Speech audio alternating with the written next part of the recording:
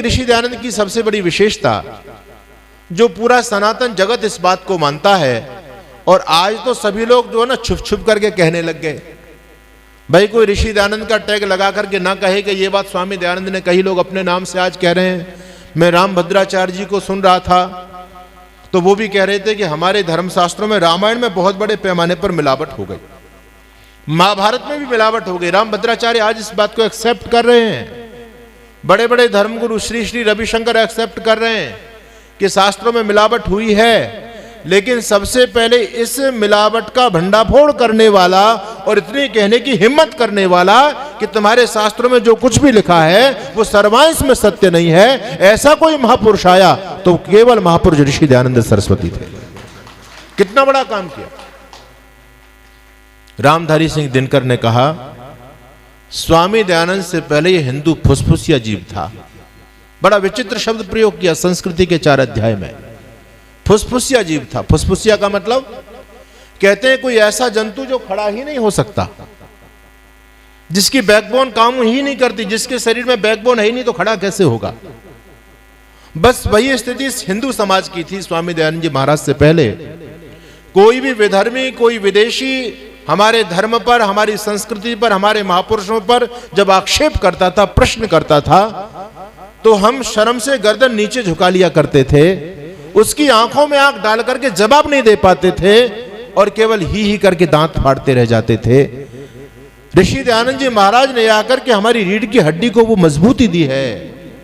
एक दौर सनातन धर्म के लोगों ने वो भी देखा, जब विधर्मी हमसे प्रश्न करते थे हमारी गर्दन नीचे झुक जाती थी, हम मैदान छोड़ करके भागते थे, हमारे पास कोई उत्तर नहीं हुआ करता था। लेकिन स्वामी दयानंद जी महाराज के बाद में इतना बड़ा चेंजिंग इस सनातन धर्म के अंदर आया है कि आज हम प्रश्न करते हैं और विधर्मी मैदान छोड़ करके भागता है। नक्कारा धर्म का बजता है, आए जिसका जी चाहे, चैलेंज के साथ में आज हम बोल रहे हैं।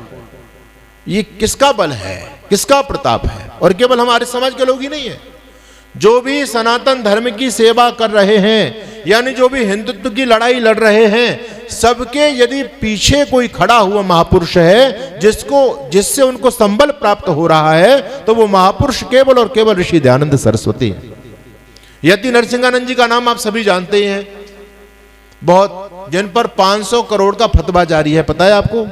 500 करोड़ का, सर तन से जुदा कर दो, 58 देशों ने मिलकर के 500 करोड़ का फतवा जारी किया है।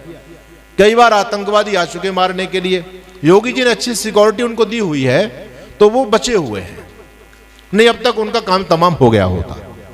मेरी यति नरसिंहानंद जी से बहुत अच्छी मित्रता है, बातचीत होती रहती है। तो मैंने कहा, स्वामी जी महाराज आप जो है इस मिशन में लगे हुए हैं और ये विधर्मी आपको खत्म करने में लगे हुए हैं, फिर भी आप डरते नहीं है, बिल्कुल इतना निर्भीक होकर के बोलते हैं।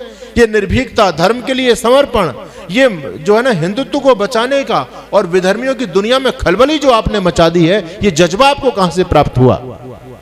तो स्वामी जी महाराज कहते हैं, स्वामी जी आप केवल अपने आप को ही स्वामी दयानंद का शिष्य मत समझो, मैं भी ऋषि दयानंद का शिष्य हूं और जितना सम्मान मैं आदि गुरु शंकराचार्य को देता हूं, उतना ही सम्मान ऋषि दयानंद को देता हूं। और कहते हैं मैंने धर्म के लिए लड़ने की लड़ाई की जो प्रेरणा प्राप्त की है वो केवल ऋषि दयानंद जी महाराज से प्राप्त की है। और मैंने तो केवल सत्यार्थ प्रकाश के 14वें सुमोल्लास को पढ़ करके उसी को बोलना शुरू कर दिया, उस पर काम करना शुरू कर दिया। जिहादियों की दुनिया में खलबली मचा दी मैंने सत्यार्थ प्रकाश को पढ़ करके। अभी तो स्वामी जी 13 सुमोल्लास पढ़े हुए हैं, अरे इनको पढ़ करके इन पर काम करने की जरूरत है। मैंने केवल 14वें सुमोल्लास पर काम किया है और जिहादियों की दुनिया में खलबली मच चुकी है। कितना बड़ा काम ऋषि दयानंद जी महाराज ने किया।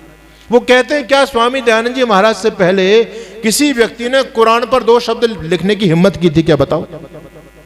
एक पुस्तक ढूंढ करके ले आओ। अरे लोग डरे बैठे थे भाई, कृष्ण तेरी गीता जलानी पड़ेगी, कोई जवाब नहीं दे पा रहा था। आर्य समाज ने जवाब दिया।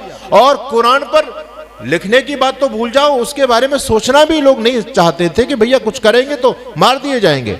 सबसे पहले हिम्मत की ऋषि दयानंद जी महाराज ने और उस कुरान की बखिया उधेड़ करके रख दी स्वामी जी ने। तो आज जो भी मशाला हमारे सनातन धर्म के लोग जो विधर्मियों की नाक में जो नकेल डाली हुई है ना, जिससे मुल्ला मौलवी बौखलाए हुए हैं उनको खतरा है तो केवल एक संगठन से, आर्य समाज से इस बात को खुल करके बोल रहे हैं कि आर्य समाज का कुछ इंतजाम हमको करना होगा, क्योंकि इनके जो प्रचारक हैं वो इतना बेबाक से बोल रहे हैं हमारे मोहम्मद को लेकर के, जीवन को लेकर के और हदीस को लेकर के, कुरान को लेकर के।